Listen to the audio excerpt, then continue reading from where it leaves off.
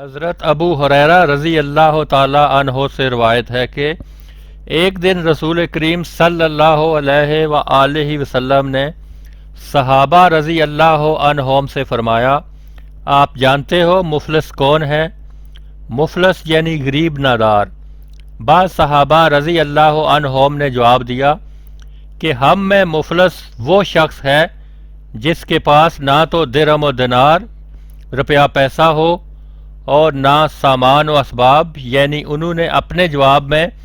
مفلس اس شخص کو بتایا جس کے پاس مال و زر اور روپیہ پیسہ نہ ہو، جیسا کہ عام طور پر دنیا والے سمجھتے ہیں۔ صحابہ رضی اللہ عنہم کا ذہن اس طرف نہیں گیا کہ حضور صلی اللہ علیہ وسلم کی مراد دنیاوی طور پر مفلس شخص کے بارے میں پوچھنا نہیں ہے، بلکہ آپ صلی اللہ علیہ وآلہ وسلم کے سوال کا تعلق اس شخص سے ہے جو آخرت کے اعتبار سے مفلس ہو۔ چنانچہ آپ صلی اللہ علیہ وآلہ وسلم نے فرمایا، میری امت مرحومہ میں مفلس شخص در حقیقت وہ ہے جو قیامت کے دن میدان حشر میں دنیا سے نماز، روزہ اور زکوٰۃ اور دوسری عبادتیں لے کر آئے گا، مگر حال یہ ہوگا کہ اس نے کسی کو گالی دی تھی، کسی پر تہمت لگائی تھی، کسی کو ناحق مارا پیٹا تھا، غرض کہ اس نے جہاں تمام مالی و بدنی عبادتیں کی تھی وہی ان برائیوں کا بھی کیا تھا۔ چنانچہ اس کی نیکیوں میں سے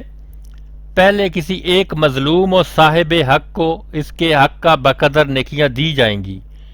اس طرح اس نے دنیا میں جس کے ساتھ ظالمانہ برتاؤ کیا ہوگا اور جس جس کو ناحق ستایا ہوگا،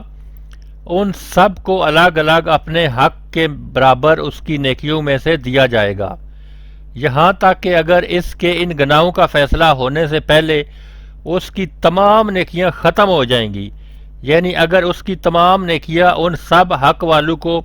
دے دینے کے بعد بھی حقوق العباد کا تلف کرنے کی سزا پوری نہیں ہوگی، تو اس حقداروں اور مظلوموں کے گناہ جو انہوں نے دنیا میں کیے ہوں گے ان سے لے کر اس شخص پر ڈال دیے جائیں گے اور پھر اس کو دوزخ میں پھینک دیا جائے گا۔ اس حدیث میں اس طرف اشارہ ہے کہ بندوں کے حقوق کی پامالی کرنے والے کو آخرت میں نہ تو معافی ملے گی اور نہ اس کے حق میں شفاعت کام آئے گی۔ ہاں، اگر اللہ تعالیٰ کسی کے لیے چاہے گا تو وہ مدعی کو اس کے مطالبہ کے مطابق اپنی نعمتیں عطا فرما کر راضی کر دے گا۔ نووی رحمۃ اللہ علیہ کہتے ہیں کہ حضرت صلی اللہ علیہ وسلم کے ارشاد کا خلاصہ یہ ہے کہ عام طور پر لوگ مفلس اس شخص کو کہتے ہیں جس کے پاس مال و دولت اور روپیہ پیسہ نہیں ہوتا یا بہت کم ہوتا ہے، لیکن حقیقت میں مفلس وہی شخص ہے جس کے بارے میں ذکر کیا گیا۔ چنانچہ دنیاوی مال و دولت نہ ہونا یا کم ہونا ایسے شخص کو حقیقی مفلس نہیں کہا جا سکتا، کیونکہ مال و دولت اور روپیہ پیسہ کا نہ ہونا عارضی ہوتا ہے جو موت کے ساتھ ختم ہو جاتا ہے، بلکہ بسا اوقات زندگی ہی میں وہ افلاس و مال و دولت کی فراوانی میں تبدیل ہو جاتا ہے۔ اس کے برخلاف حدیث میں جس افلاس کا ذکر کیا گیا ہے اس کا تعلق ہمیشہ ہمیشہ کی زندگی سے ہے، اور اس افلاس میں مبتلا ہونے والا شخص پوری طرح ہلاک ہوگا۔